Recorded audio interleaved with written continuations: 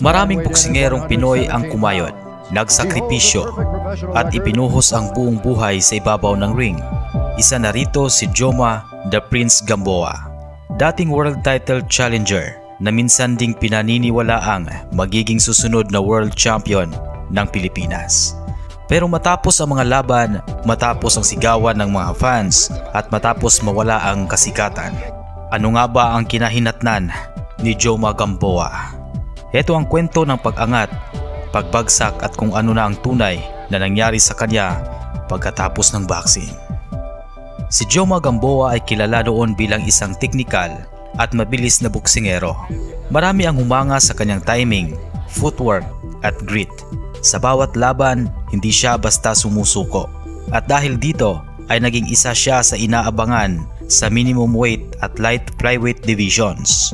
Dumating ang panahon na nakalaban niya ang ilan sa pinakamagagaling sa division. At hindi man siya naging world champion, nalagay naman siya sa mapa ng international boxing scene dahil sa kanyang tapang at performance. Maraming laban ni Gamboa ang tumatak sa fans. May mga panalo siyang nagpakita ng kanyang pagiging matyaga at matalinong boksingero. Ngunit mayroon ding mga talong dumurog sa kanyang momentum at unti-unting nagpahina sa kanyang karera. Dito na rin nagsimula ang pagtama ng realidad. Mahirap ang boxing career.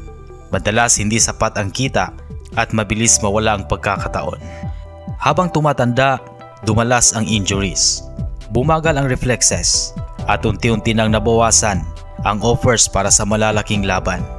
Ang masakit pa tulad ng maraming boksingero sa mababang dibisyon, hindi rin lumaki ang kinikita niya.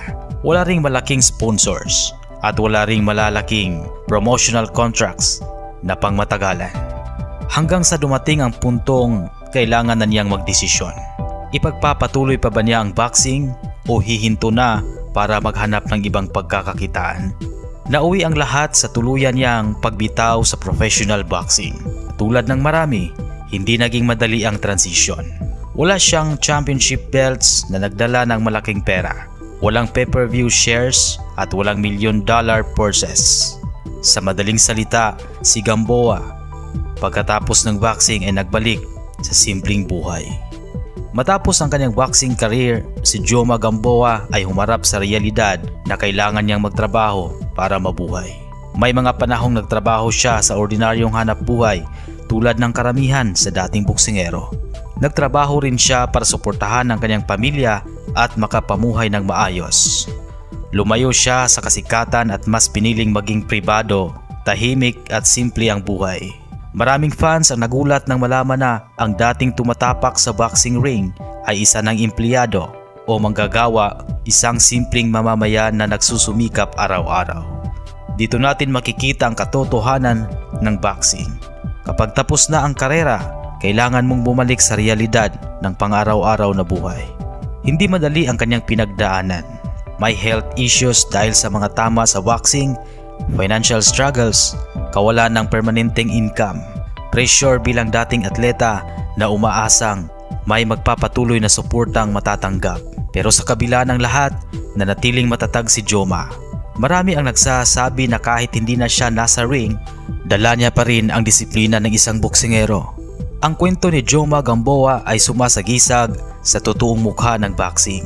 Hindi lahat nagiging world champion, hindi lahat nagiging milyonaryo, at hindi lahat nagtatapos sa marangyang buhay. Pero ang mahalaga, lumaban siya ng buong puso.